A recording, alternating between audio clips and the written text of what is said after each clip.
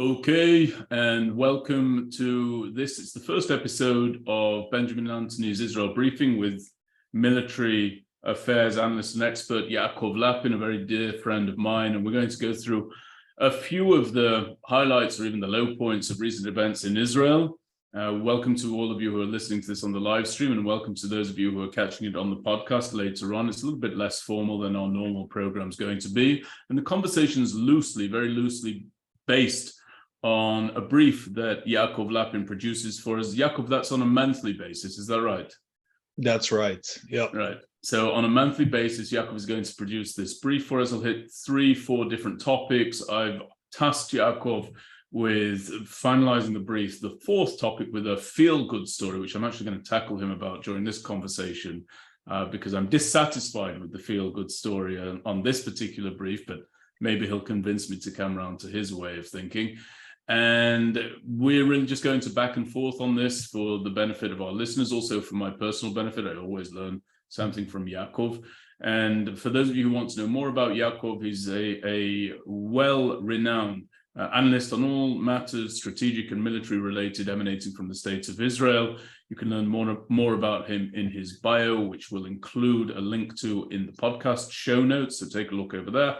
And we'll also put a link to his bio in the Facebook page as well. So he and I have been friends since, is it 1999 or 2000, Yaakov, when we first forged our friendship? I think it's 2000. I think it's 2000 or 2001 even. 2000 or 2001, and we became fast friends over there at Manchester University. I was pursuing a degree in American history, literature, and politics. You were pursuing a degree in what? In politics and modern history for my BA there. It was a fascinating 3 years, especially the research phase for my dissertation, where I really did a deep dive into the tensions, the historical tensions between Palestinian secular nationalists and Islamists. It's something that always fascinated me in the Arab world in general and in Palestinian history in particular. And, you know, this was before Hamas ejected Fatah from the Gaza Strip in a violent coup. So I was really studying history as a way of preparing myself without really knowing it for a better understanding what was about to happen, you know, after I finished that degree, because that conflict within Palestinian society continues to rage to this day, despite, you know, their shared hostility and hatred towards the state of Israel. They have quite a bone to pick with one another as well. And all we did was study during our time at university, of course. There was nothing but the library and cracking the books. Do you agree? Listen, the first year, you know, at Manchester University was pass-fail. And pass was, you know, the facts are the facts. If I remember correctly, 40% and over. Yeah, you had to get 40%. I mean, you know, so there was a lot of free time, but the second year there was less free time, and the third year got serious. The third year, you know, the demands were coming in and dissertations had to be done, and that's when they sort of said, okay, you know, this is the serious year. And that actually helped prepare me pretty well for the MA that came after that, which was only a year, and they somehow managed to pack 2 years worth of curricula into 1 year. So I was already at that faster pace. Everything's relative. You went down to London for your MA. You went to the London School of Economics was it yes. the theory of international relations that you did as a master's degree? The right?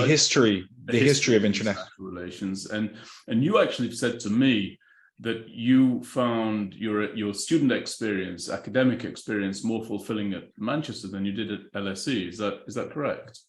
I was able to get into issues in a more in-depth manner up in Manchester. And some of that has to do with the fact that, you know, I had more time there and I was a student on campus there, you know, and in LSE, it was a sort of daytime visit and then back, you know, to my parents' house where I was living in North London. But some of it also had to do with the structure and the way, you know, the curricula was presented. So I certainly learned many fascinating things at LSE. And I really enjoyed doing my dissertation. In Kew Gardens, I was in the UK National Archive. Actually, I had the privilege of uncovering documents historical documents that shed light on why the British government in the 1930s did a 180-degree U-turn on its policy regarding mandatory Palestine, and went from advocating for splitting the land between a Jewish and an Arab state in line with the Peel Commission recommendation, and did a total sort of 180 on that towards stopping Jewish immigration and creating an Arab-Palestinian state on that land. Mm-hmm. I was able to really, dig into that, see the calculations that were behind that, the geostrategic calculations, and that part of the degree was absolutely fascinating. But yes, very different experiences between Manchester and LSE. And just before we get to our topics for today, just so everybody understands a little bit more about you, I remember from the day that I met you, which I think was a briefing that we both attended at Hillel House, which was a dorm system for Jewish students in Manchester. It's since closed, by the way, Hillel House, due to a lack of demand, unbelievably. When we were at university, Manchester was one of the most popular choices for Jewish students and for Jewish student life. That's changed. I think it's moved over to Nottingham and Birmingham and Leeds. But anyway, Hillel House is now defunct. It no longer exists. But you were on a mission from day one to get yourself back over to Israel. Just tell us very, very briefly about your attachment to Israel, where it comes from, childhood, all that kind of thing. Very briefly. Briefly, I mean, my early and middle childhood was in Israel. I was here, from 1983. I was born in 1980, and I was here from 1983 to 1989. And I was actually arrived at 1984, the beginning of 1984. And I, the fact that my childhood was here, mostly in Haifa, in the northern city of Haifa, left a very big imprint, I think, on me and my personality. And then I lived in New York, and then I lived in London, and something of me remained here. I even have a diary of myself from the age of 9, writing and vowing to return when I could, never really fully accepting the fact that I was leaving.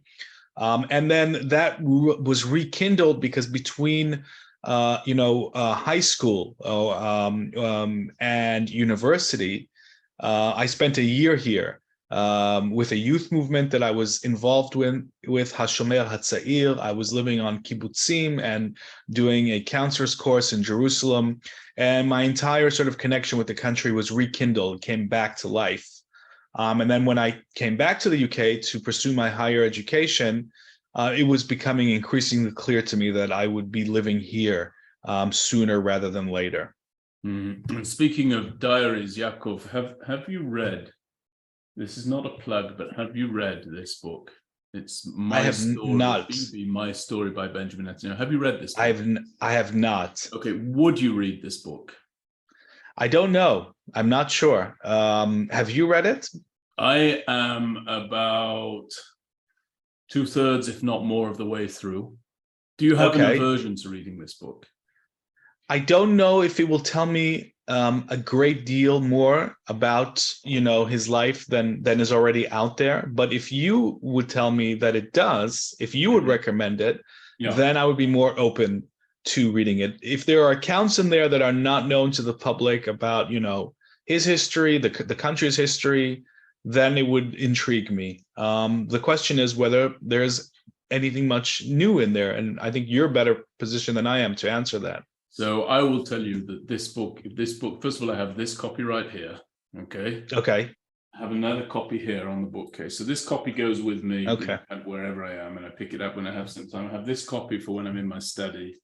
I have another copy in my car, and I have another copy on my bedside, and I have a copy on my Kindle, on my Nook, sorry. And I will tell you that it's one of the most incredible books that I've ever read. Precisely because of what you're alluding to. Yeah, it tells you an awful lot new about Benjamin Netanyahu. One of the most impactful aspects of it is it really traces the connection between this man and Jabotinsky. And he forms part of the nexus, definitely forms part of the nexus between that lineage that predates the establishment of the States of Israel. And he also is greatly informed by that mindset and by that doctrine to this day. it's an incredible account. And you know what Abba Eban used to say about autobiographies, right, Yaakov? I don't. Abba Eban used to say an autobiography is the author's opportunity to tell the truth about the other guy. And so this is where you see Bibi settling a lot of scores. He weighs in on a lot of characters and a lot of names, Ehud Barak and Naftali Bennett and many others, but also surprisingly delves out no short measure of praise about people who you might have thought would have been his political foes or political opponents. It's really fascinating. I urge you to read it. This is not a plug for it. I'm just telling you, it's a great book. And I asked you it because you made mention of your own diary. So again, that's something that I find very worthwhile recommending to people. I'd also just like to ask you how you're doing over there. How's life treating you generally? Life generally is great here. I cannot really complain very much. I am, happily married and working hard on, things that interest me and raising 3 beautiful children. And really, on a personal level, I think it just wouldn't be right for me to complain about much of anything. Okay, good stuff. I'm pleased to hear it. And I'm going to turn now a little bit to our stories of the day, or the briefs, the individual stories that you covered. And to do that, I have to begin really with what we discussed at length yesterday, which was this wave of terrorist activity launched against Israeli civilians during the latter part of last week. Now, if anybody wants to see our in-depth conversation about that with Yaakov Lappin and also with Colonel David Hacham, a retired officer of the Israel Defense Forces, you can either look on our Facebook feed or you can listen to the podcast, which is also available to you, or watch it on YouTube. But to bring people up to speed, and we're going to deal with these topics in a more curtailed fashion, each of these topics that we'll discuss today. Look, Yaakov, there was a pretty horrific stream of terror attacks against Israeli civilians. The first of those took place this past Friday, in which 7 Israeli civilians were murdered in cold blood by a Palestinian Arab gunman. The following day, a 13-year-old Palestinian Arab boy, 13 years of age, shot and wounded 2 individuals, injuring a father and a son. The injured son happened to be an off-duty officer of the Israeli Defense Forces paratroops unit, and he managed to neutralize that threat. But as I mentioned when we discussed this yesterday, I believe that Palestinian Arab boy, that 13-year-old boy, was trained. I think that he was trained on the use of weapons, and I think that he was trained on clarity of mission, however depraved that mission may have been. And I really just wanted to ask you, you referenced the fact that you're raising 3 children, and I know among those you have your oldest son. What do you think about this idea that, as a father, that a child so young, 13 years of age, inhabits a reality in which he is prepared to open fire on people he does not know, and to do so with a degree of familiarity that I don't think many 13-year-olds, and indeed many adults, have with firearms? How does that make you feel as a father, just out of interest? I can tell you, even before I answer how it makes me feel as a father, also how it makes me feel as an Israeli citizen who interacts on a regular basis and has positive and good interactions with Palestinians living in East Jerusalem. On a regular basis, I interact with them and have good encounters with many residents of East Jerusalem over the years. I've encountered them, I've had interesting conversations, and therefore it is mind-boggling, simply mind-boggling, to encounter and be reminded of the level of hatred that festers in that same part of Jerusalem for Israeli Jews. Something here is really, really broken. And I think that if we dive into what's happening, there is a dual reality taking place if we're talking about East Jerusalem, because East Jerusalemites are not like Palestinians living in the Gaza Strip. These are people who run into Israelis every single day, Israeli Jews, work with Israeli Jews and speak the Hebrew language, perhaps not always as fluently as Israeli Arabs, who are completely fluent, and some of them, you won't even detect any accent when they speak in Hebrew. But certainly East Jerusalemites have a level of integration into the fabric of life here. So how does it square up with the fact that there is this level of hatred amongst sections of that population? And I think the fact of the matter is that this area, East Jerusalem, is subject to wild incitement, systematic incitement. I think a lot of it is happening on social media, but some of it is also happening through other channels of influence, like Hamas's satellite television station and Palestinian Islamic Jihad's own satellite channel. So that's one thing. Another thing is that they are directly influenced by events taking place in the West Bank. The fact that this uptick is occurring within hours of a large-scale Israeli security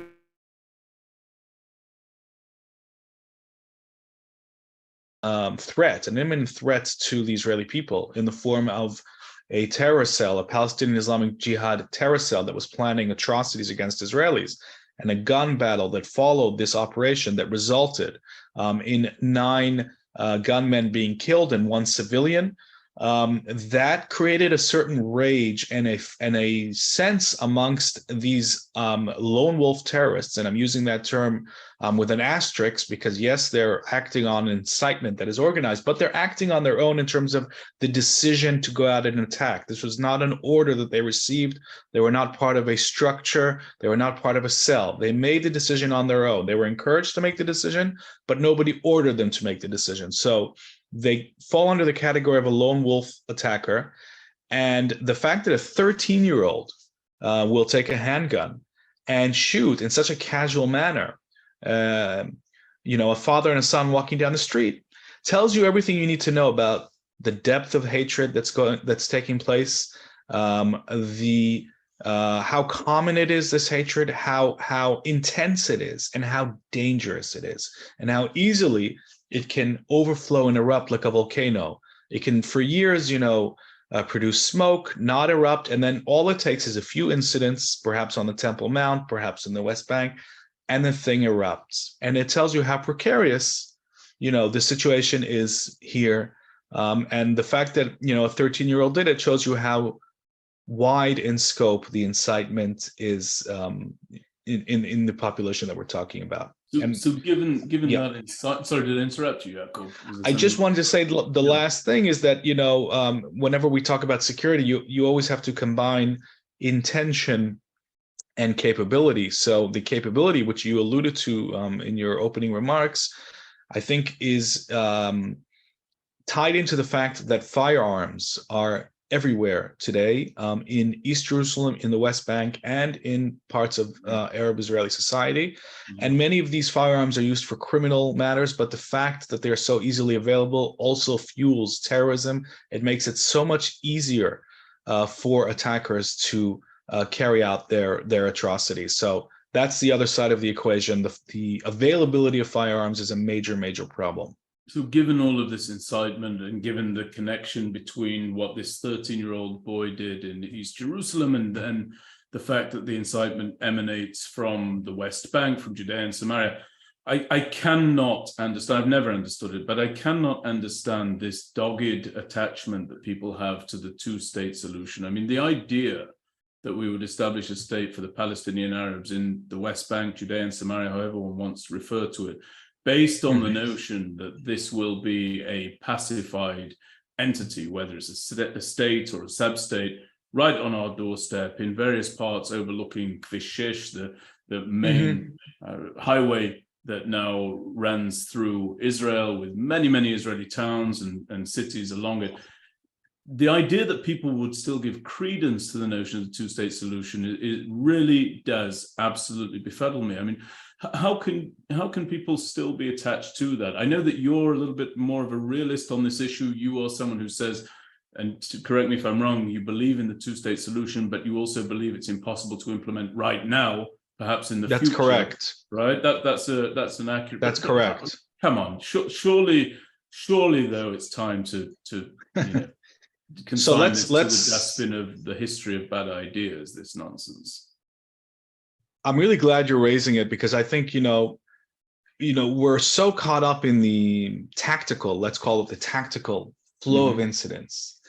And we're always, especially in the news industry, we're always running after the latest incident. And what you're doing is you're putting the strategic core issue on the table. And I think that that's so important to have, this discussion, because it's too often that the tactical issues just take over everything and we're just, chasing our own tails. So when we're talking about this idea called the two-state solution, what are we really talking about? I think what we're talking about is separation from the Palestinians. Okay, I'm not talking about a full-blown state.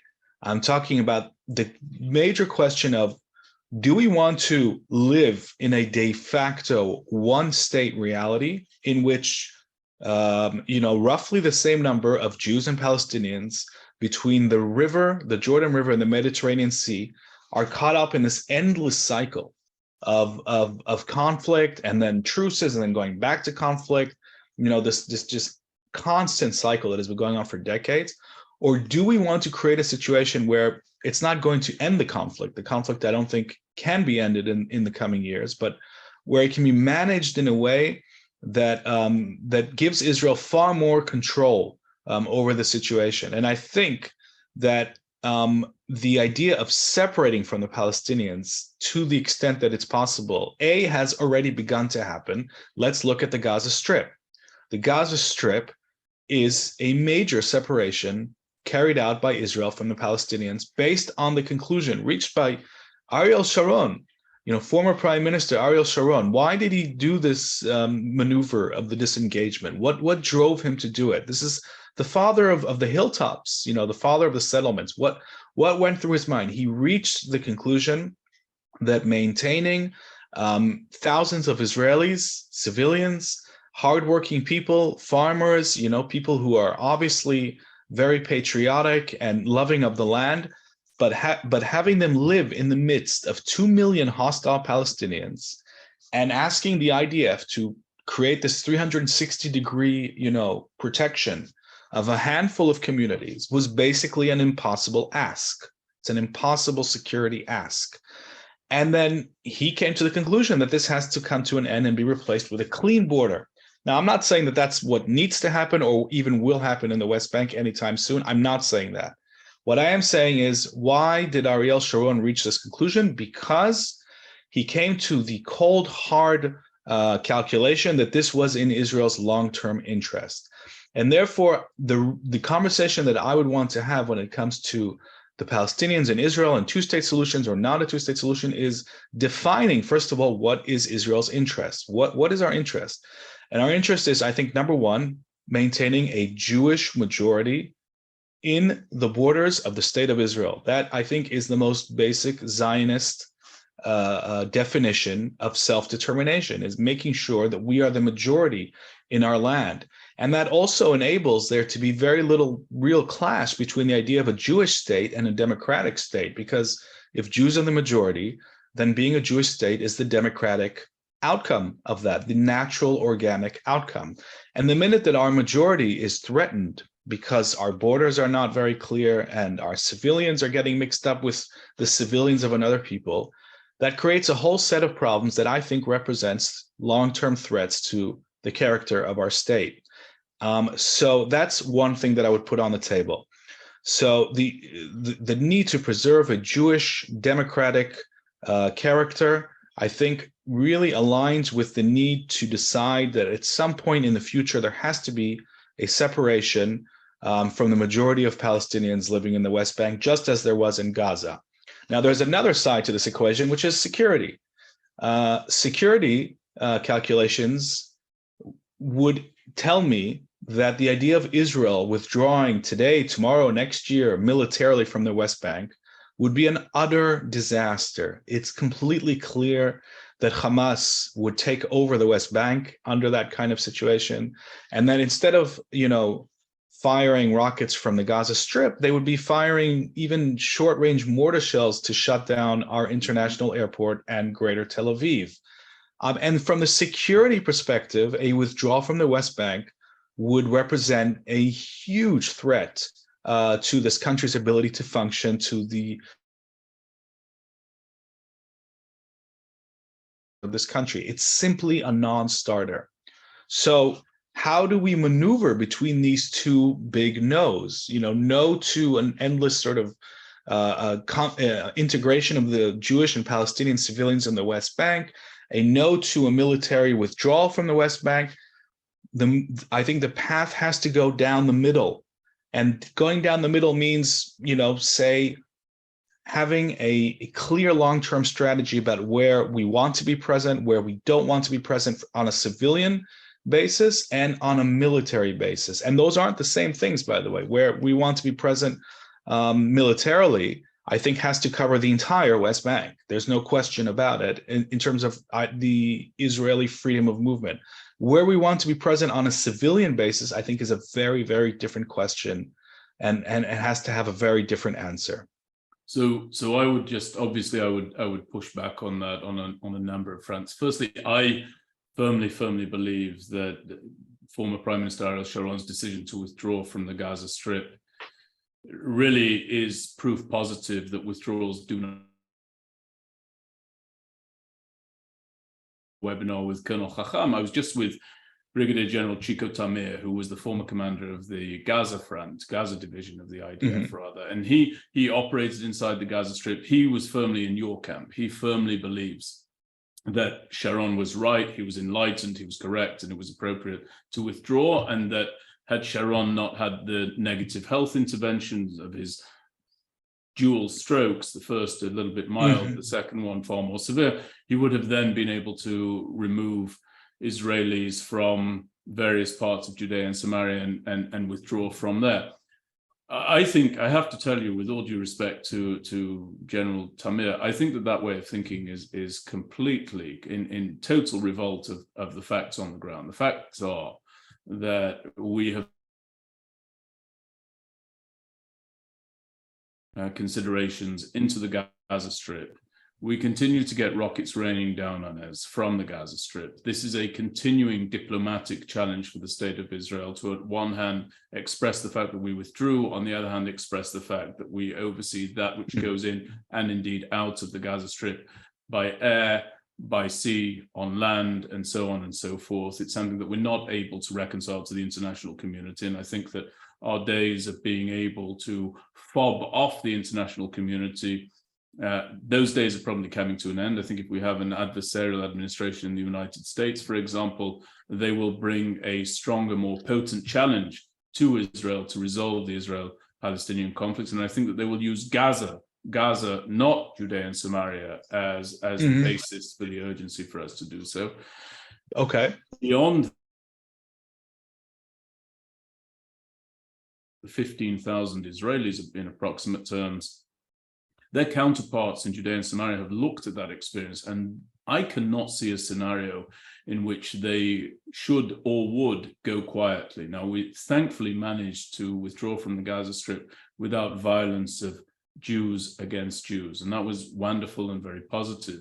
But I don't believe, looking at the heightened tension of various communities in Judea and Samaria and the West Bank, I don't believe that they should or would go quietly. I don't believe. Yeah. By the way, I'm not talking about a withdrawal. Just to be clear. Yeah. Or especially, not when we're talking about an area like Gush Etzion and places that are basically suburbs of blocks like Gush Etzion. The larger blocks, all of which are, the largest blocks are basically suburbs of Jerusalem, and it's clear that they will always be part of Israel, no matter what government is in charge here, and no matter what policy is taken.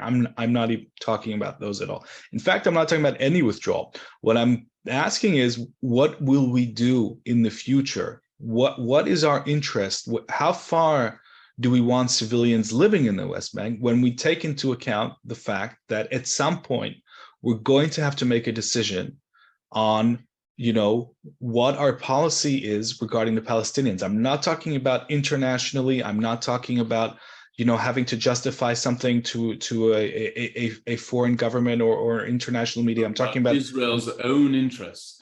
Israel's own interest.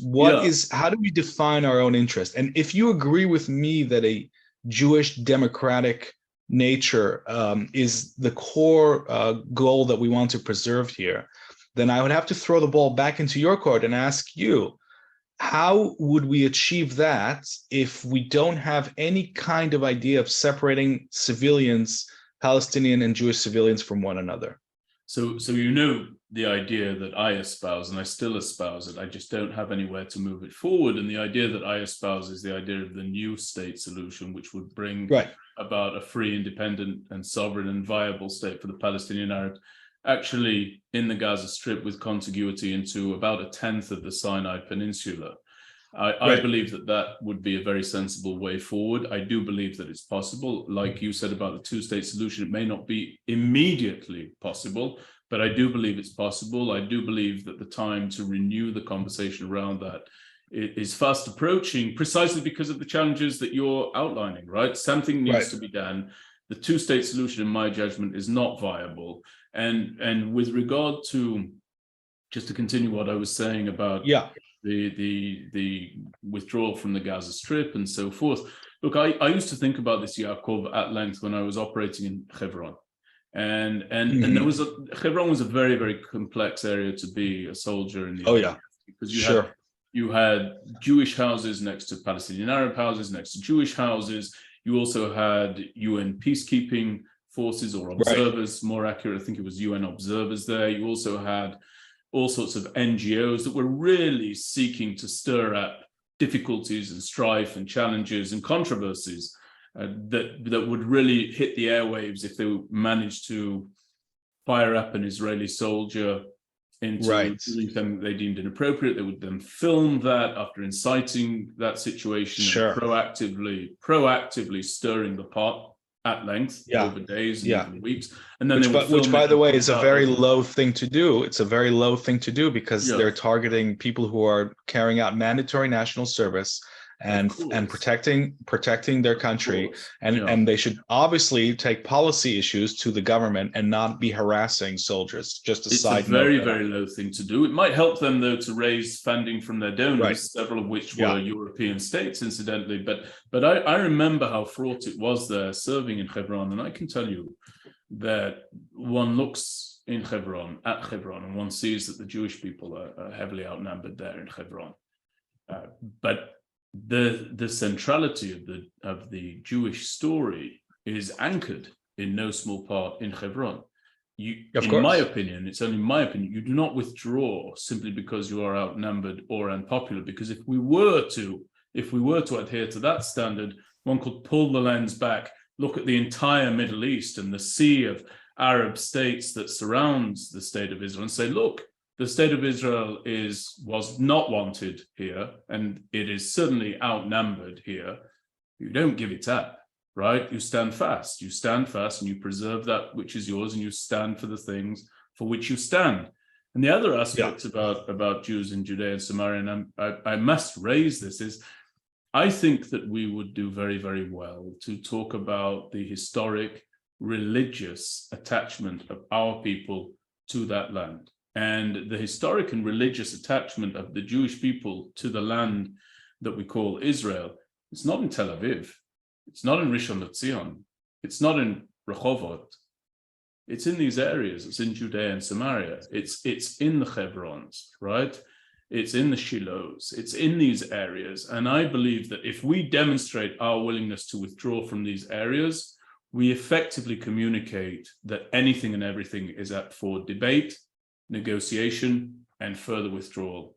And I think that the slippery slope argument. I'm very familiar with it. But look, I don't think it's possible to dispute the fact that the Jewish people, formed as a nation on the slopes of the Judean hills, in Shiloh and Hebron, and when you travel these areas, that this is the heart and the history, beating heart and the history of the Jewish people. And I don't think there's any need or ability to deny that history. But I don't think that current policy needs to be dictated by history either. I think that policy needs to be dictated by interests. And, I don't think it's possible to view the state of Israel, where the Jewish people form an 80% majority, in the same lens as a piece of territory where we have deep historical attachments to. We are not foreigners to that land. And the Jewish people are indigenous to that land, and that still doesn't solve the problem. And that, I think that's the bottom line. It's the question isn't, do Jewish people have historical rights and attachments? They do, yes. Okay, great. What do we do with the 2 million plus Palestinians who live in that piece of land? The question remains, the question festers, and we can talk about our history all day, and I would love to. You know how much of a history buff I am. I love the history of the Jewish kingdoms that existed in these lands. By the way, some of them were not too far from Tel Aviv either. And, there were actually fascinating conflicts with the Philistines right on the lower coastal plains. So, I mean, it's everywhere. And I don't think it can really be separated. But it's not. I know where you're referring to, but it's not as pronounced as the genesis of the Jewish story is in Judea. The genesis, no, it simply isn't, right? No. And I think that you're right. You're right that we have to look at what will resolve the situation. A very complex. By the way, the Galilee was. I believe that a withdrawal, to focus on a withdrawal, or if you want not to look at withdrawal, but merely somehow conjuring with where we are in Judea and Samaria and separating people from people and so on and so forth. Right. I think not only does that not resolve the current problems, but it's also going to cause an awful lot of problems in the future that will, unfortunately, in my judgment and in my opinion, rain down, and I choose that phrase deliberately, rain down on areas that until recently at least had been spared the intensity, the sharp end, the hot, sharp end of conflict, such as, and I say again, the Rehobots, the Tel Avivs, the Rishon LeZions, and so forth. And I think that you're just bringing the enemy closer and closer and closer. When I say the enemy, I'm not speaking about the average Palestinian Arab, right, to whom you made reference at the beginning of this conversation, but I'm speaking about the individuals who are inciting, including individuals like this 13-year-old boy. Those are the enemies of Israel, and they will be bearing down upon us from a topographical advantage in a way that I find it absolutely dreadful to have to even imagine. And so I think that Israel has to stand pat. I absolutely do. And I don't think policies need to be based only on short-term considerations. I think we have to look at the long term. And I really do feel that if Israel, as I said, if we show that we have at once this deep attachment to these areas in Judea and Samaria, and simultaneously we're willing to withdraw and relinquish our hold on those areas, I think the communication is very, very clearly transmitted and would be received that everything and anything is up for grabs. Everything and anything. And I don't want to see an Israel like that. And I don't want to see a Jewish future like that either. So those are my own thoughts. I know we've spent an awful lot of time on this topic, and we've got two other topics to get to during this conversation. So I want to turn to the other subject that you mentioned, which was the recent events in Iran. Talk us through those events very briefly. And as I said, people can follow through the brief as we go through it via the link that Alan Langer has put in the feed on Facebook, and there'll also be a link to it in the show notes. So tell us about the recent events in Iran, and in particular, Yaakov used this phrase of a suicide drone. Just clarify the meaning of suicide drone for our listeners. Right. So a suicide drone is basically a flying bomb, a guided, low altitude, low speed, but very, very accurate bomb. And there are different versions of this. It's being used, in Ukraine by both the Russians and the Ukrainians. Israel has developed highly advanced explosive drones. The suicide drone is an explosive drone. It's a drone with a warhead and a guidance system. And according to international reports, on Saturday, one or several of these types of drones flew into a military facility in the Iranian city of Isfahan. Now, there's a lot of cloud, a lot of fog surrounding this incident because whoever launched it did it as a covert operation. They did not take responsibility. And at first, we saw reports in Saudi media saying that the United States and another country, which is not Israel, were behind this incident. And then about a day later, the the New York Times and the Wall Street Journal carried reports saying it was Israel and Israel alone, and they were citing American officials as the basis of that claim. Now, that is a very foggy picture. But I think that, if American officials are telling two major American outlets that it was Israel, then they are either trying to avoid Iranian retaliation, or there is some sort of deliberate attempt by whoever was behind this to cloud the picture, and we just don't know. So let's put that on the table first. The second thing is what was targeted. Now, again, this is not completely clear, but it seems that some sort of ballistic missile production center, and possibly a center that produces unmanned aerial vehicles. We were talking about, explosive drones. Iran has those by the bucket loads. It's actually shipped thousands of them to Russia, called Shahed 136. Those are fairly long-range suicide drones. So apparently and reportedly, a production center in Isfahan producing missiles and drones was targeted.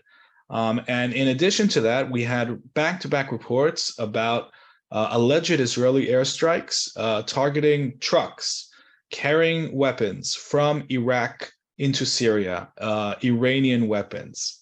And I think that it's possible to look at all of these incidents as part of one major pattern. If we put all the puzzle pieces together, what we can say, I think generally speaking, is that Israel and Iran are involved in a shadow war, a long-term shadow war.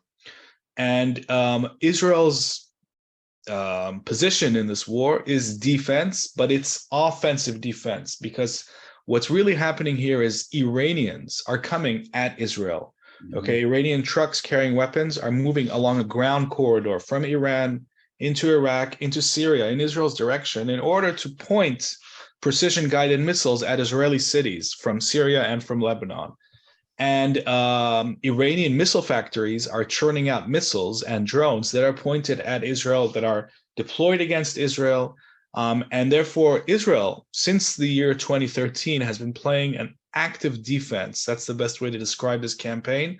In the Israeli defense establishment, they call it the campaign between the wars, but it's essentially a shadow war to disrupt as much as possible this force buildup by Iran and its regional access. And I think what's interesting is that there has in recent years been a realization, according to Israeli defense officials themselves, that it's not right to look at Iran and its various threatening activities through narrow lenses. In other words, there used to be, divisions in the IDF that would focus on Hezbollah in Lebanon and Iranian activities in Syria and Iran itself. But really, this is one octopus. It's one single entity with various tentacles, and therefore it needs to be looked at holistically. The Iranian threat stretches from the Iranian territory itself, from these missile bases and UAV bases, from the IRGC, the Islamic Revolutionary Guard Corps, which is really the main Iranian military entity that's creating this threat, all the way to Hezbollah in Lebanon. It's all one major centralized entity, which has various tentacles and networks feeding it and arming it and enabling it to function on a transnational basis. And therefore, I would create a linkage between airstrikes on the Syrian-Iraqi border and mysterious reports of events happening in Iran. I think it's possible to look at a single campaign, just as the Iranians are waging one major long-term campaign in order to surround Israel. And ultimately, we shouldn't make any mistake here. Iran wants to destroy Israel. It's hard, I think, for, people who are accustomed to Western thinking to accept that this is a real long-term goal of Iran.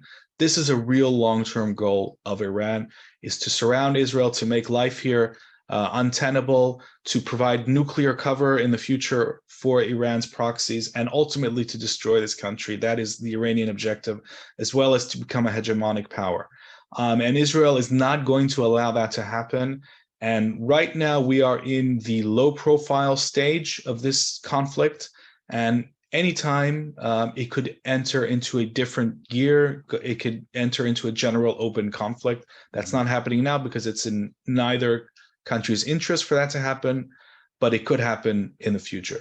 Yeah, and to pick up on your point again, through this past week, being with Chico, this former commander of the Gaza division, and really a storied battlefield hero of the Israel Defense Forces, and a strategic thinker as well. Not everybody has the combination, but Chico does have that. I think that there are two things that really need to be emphasized, and tell me if you disagree. Number one, when you talk about the Iranians and that this is real for them, Chico was making the point in audience after audience, you have to believe what it is that these people say. You have to understand that they mean what they say, and you have to pay attention to the measures and the methods that they are willing to undertake and go to in order to implement that which they say they want to do. Do you feel that most people understand that? Just a short answer, yes, no. They don't, do they? Right? No.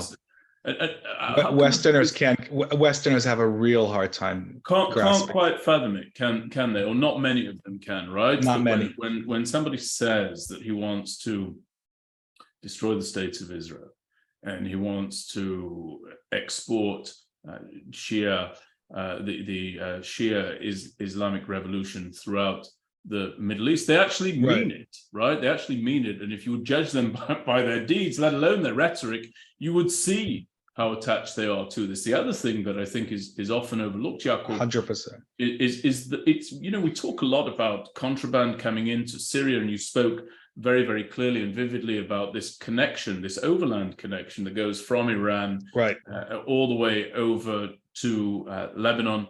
And Israel's there interdicting contraband primarily by air, but also by way of our elite military units in Syria on a daily, or more accurately, a nightly basis. But something else is happening, which is that civilian populations are being moved in to southern Syria by the Iranians. People of a Shia dint are being moved in there. And I'm very concerned about seeing something of a repeat, not exactly a repeat, but akin to what we see in southern Lebanon, whereby you have civilian houses that have sections of them that are strongholds for Hezbollah weaponry and operatives. And I wonder if we're going to see the same come about there in Syria. I know that the terrain is more advantageous when it comes to Syria in Israel's favor because we hold the Golan Heights.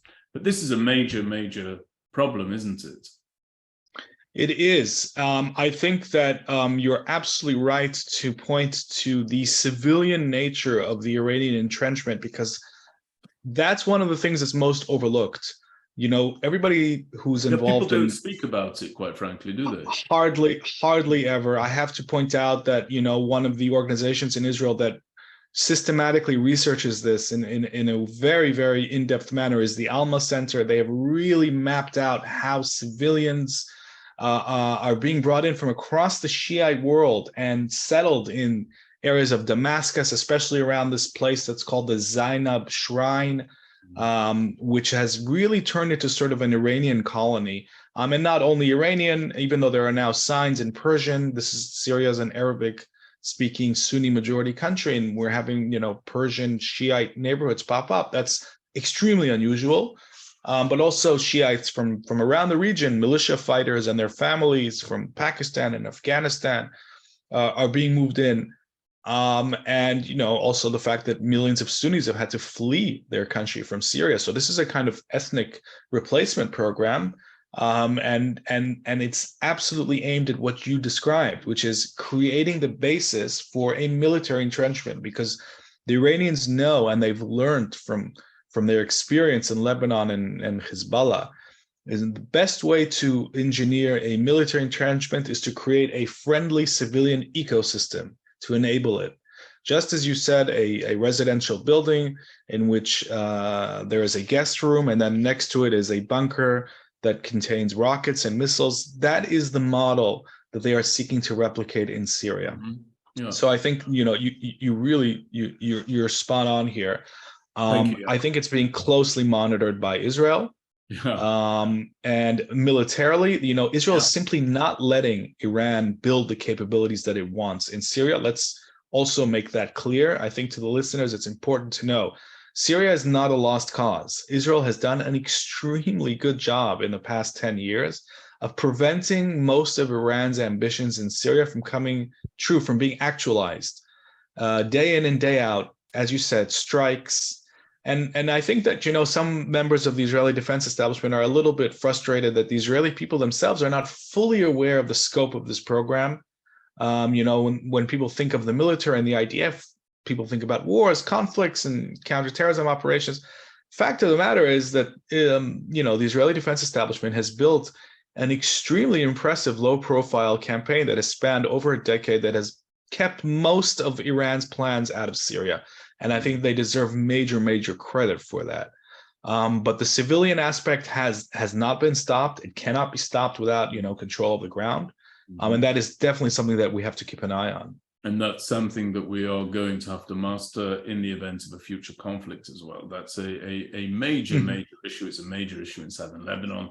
It's clearly something that is now being applied over to the Syrian theater. So we've got about 15 minutes to hit two quick points. The first point that I wanted to talk about is the Iranian story hitherto that we've discussed here has been about the manufacture and development of ballistic missiles, which is a major, major part of Iran's malign behavior. But one can hardly talk about Iran without talking about its nuclear weapons program. And Yaakov, I've interviewed two major players on this issue. The first one was Yossi Cohen. He was the former head of the Mossad, the immediate prior head of the Mossad. And the second was Amos Yadlin.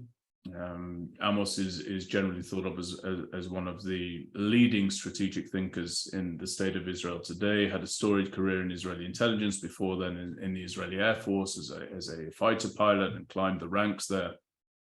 Yes. Yossi Cohen told me directly that Israel has the capabilities to launch a military strike against Iran's nuclear facilities. And he also explained to the audience,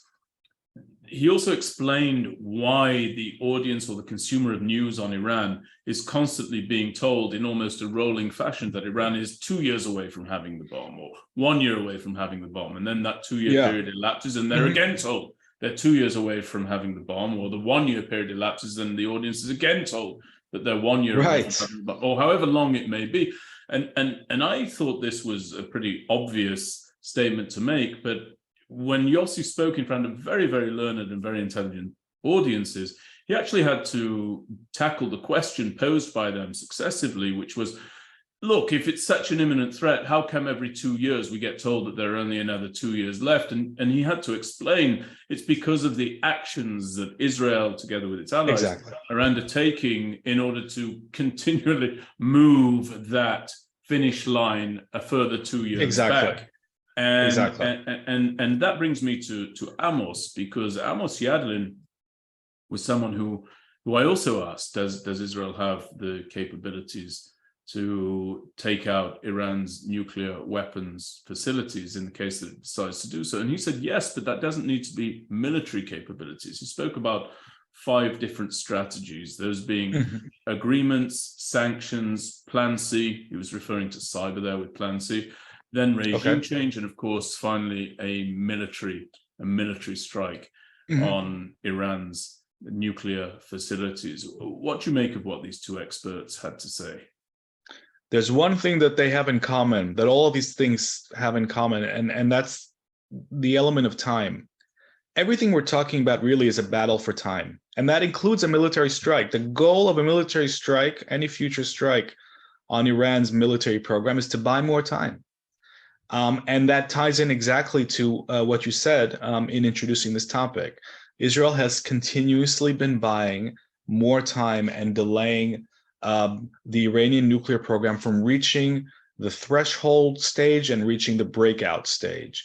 And the reason, that the Iranian nuclear program, which is well over 20 years old, has not reached the breakout stage is absolutely because of Israeli preventative action.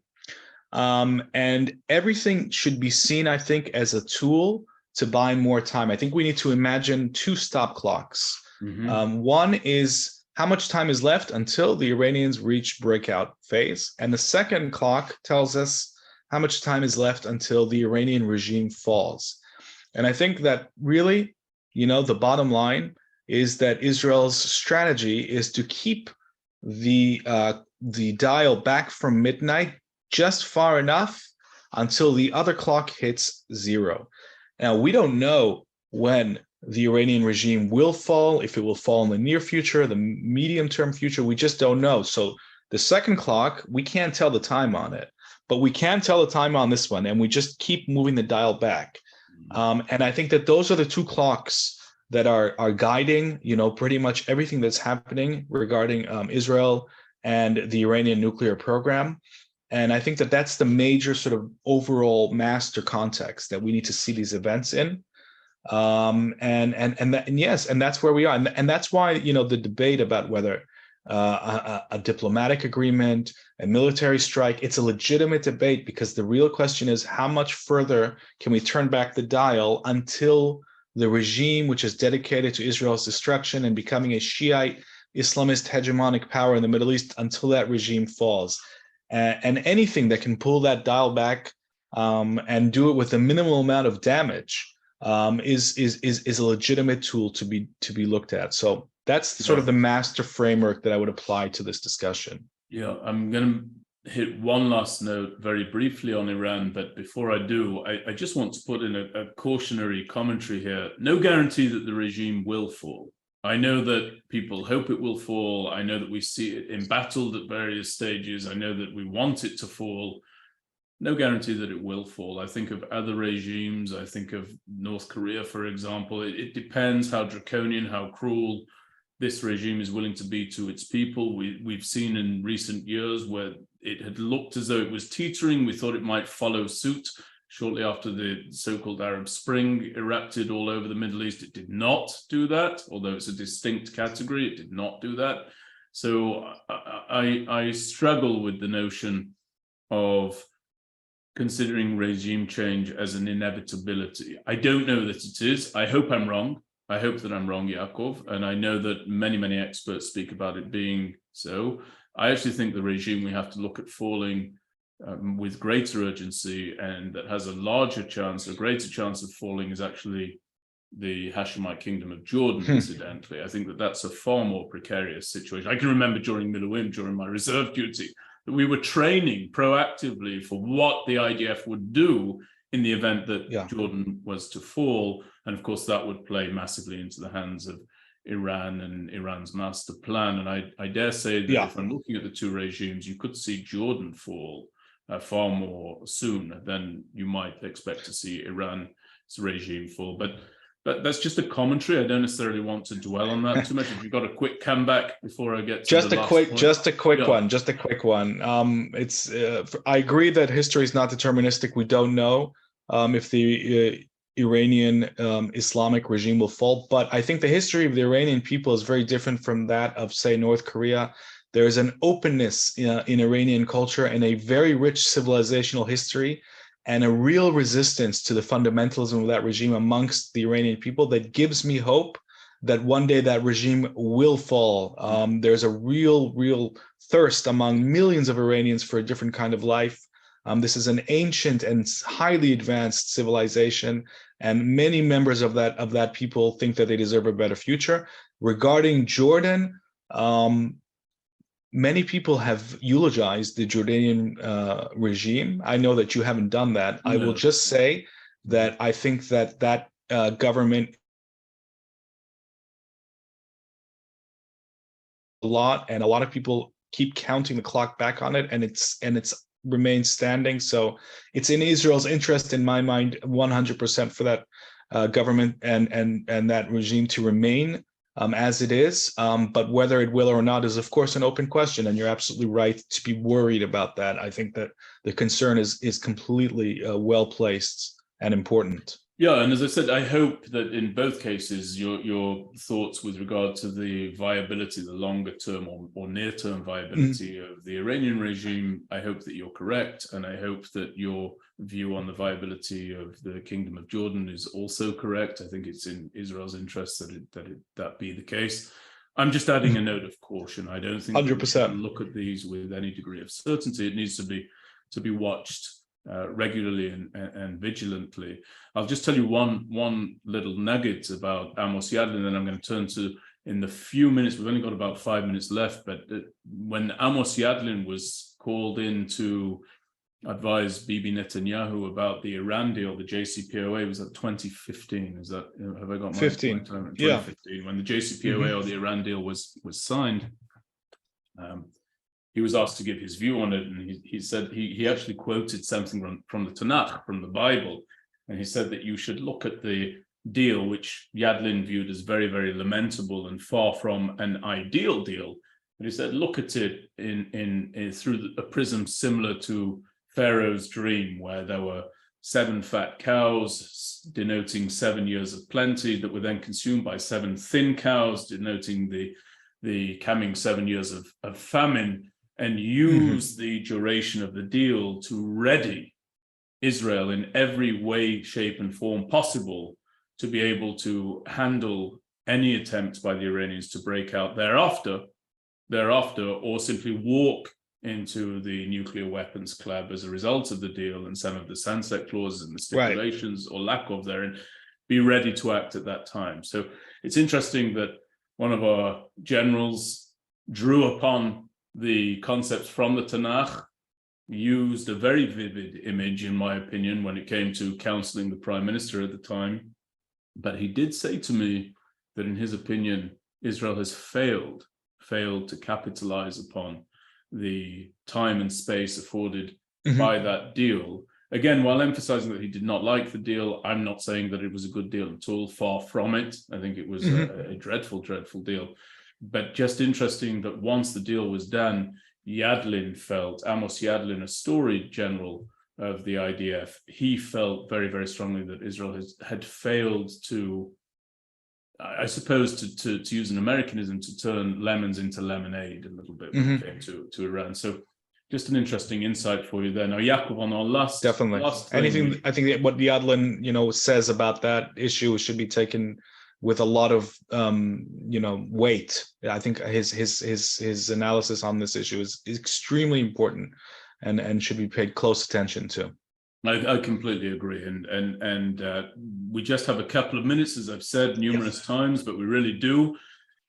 So I asked you to prepare a brief with a feel-good story at the end of it. I didn't do it this. Tell you, I really have to do it this month. I didn't have a feel-good story this month, but you know why? It was not an accident. I couldn't conjure a feel-good story because you concede that this is not a feel-good story. There is no feel-good story in this monthly brief, and the reason is because I didn't feel good when I was writing it. We were, it was a sad time. It was a sad time, and I just couldn't bring myself to put in a feel-good story, after the atrocity that we experienced in Jerusalem. So I accept that on this. I should have told you that it's not in there. I didn't tell you, but I couldn't bring myself. Honestly, I couldn't. I was really feeling down after that horrendous attack. And I'll tell you why also. I know that we feel exactly the same emotionally after an attack like that. I know that you and I will feel. But the fact that 7 Jews outside of a synagogue lost their lives in the capital of the state of Israel in 2023 is a body blow. It's simply a body blow. If we put aside all the strategic and large scale considerations that we've been talking about, it's a real body blow for us here, and it's a reminder of the dangers that we face here, even though we've established a prosperous and powerful nation state in our historic homeland. And we did so soon after the Holocaust, the unprecedented industrial slaughter of our people in Europe, we are still fighting for our security here. And it's a reminder of that. And it gets one down that we have to continue to do that. And at the same time, we're determined to win this battle in the long term. And I know that Israel will win in the long term. I have no doubt in my mind that the goal of Palestinian terrorism to remove us from this land will fail. I have no doubt in my mind. But that doesn't take away from the mourning that I think we all felt in the aftermath of that attack, and that's why I couldn't put in a feel-good story this month. That's the honest truth. I completely understand, and of course, absolutely feel very much the same way. I've spent not an insignificant amount of time speaking to members of American Jewry, talking to them about the importance of fortifying Jewish establishments and Jewish facilities and protecting themselves against gun violence against Jews and directed against Jews. And we've seen what went on at Tree of Life in Right. Pittsburgh, and we've seen what went on in Poway in California, and we saw what went on in Texas recently when the rabbi was taken hostage there during I believe a Shabbat morning service. Right. And here we have it right there in the Jewish state. The Jewish people in the Jewish state, in the capital of the Jewish state, can Exactly. still fall prey to the very same. And I think what you're saying is very sobering. I think it's very appropriate. I accept what you're saying, and of course, I'm a partner in your feelings, Of course. to your feelings there. I will, however, say one thing. There is to the extent that you're willing to talk about it, and please tell me that you're not willing to talk about it if that's the case. I didn't clear it with you in advance, but for example, the other day I was tuning into BBC Question Time, right? You remember the old BBC Question Time, not Prime Minister's Questions, Question Time, where they have a town hall and a moderator. Of course. Talk about the It's legendary. Yeah. Legendary show, and they talk about the problems that are facing the UK at this particular time. And this most recent episode that I saw, at least, was focused on a singular issue, and that was the disintegration, basically, of the National Health Service, of the NHS. And you've seen that actually something that's very positive of late is Israel's medical system. And if I can go first, just to encourage you to go forward with this, I myself, as you know, we've been dealing with some family health issues, and I've repeatedly been in and out of hospitals in Israel with family members, and I'm just amazed to see the care and the teamwork and the partnership between Israeli Jews and Israeli Arabs and Muslims and Christians, and they all work to really safeguard and to preserve the health and the life of the patient. And it's a tremendous, tremendous story. It's Israel at its best. Unfortunately, one only goes to hospital during times of difficulty, but it's in there that you can see these incredible rays of light and of hope and of promise. Absolutely right. That promise being actualized. And I know that you've had a similar situation in your own life. Are you comfortable speaking about any dimension? Sure. The Israeli health system saved my father's life just this month by detecting in real time the beginning of a cardiac event and conducting a rapid series of operations that culminated in a triple bypass.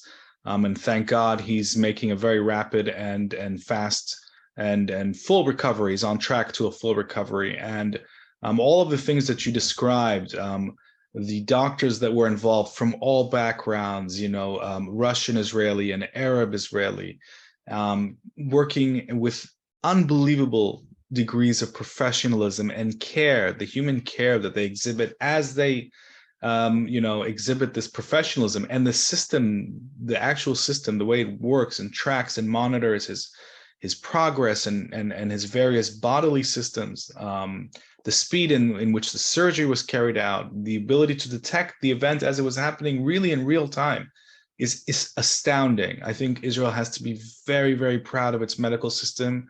And there are debates, policy debates about levels of investment. And of course, the more, the better, and as far as I'm concerned, but it is a glorious system. It really is. The Israeli medical system, the doctors here are world leading in their expertise and their capabilities. And it's something that the state of Israel should be very, very proud of, in my opinion.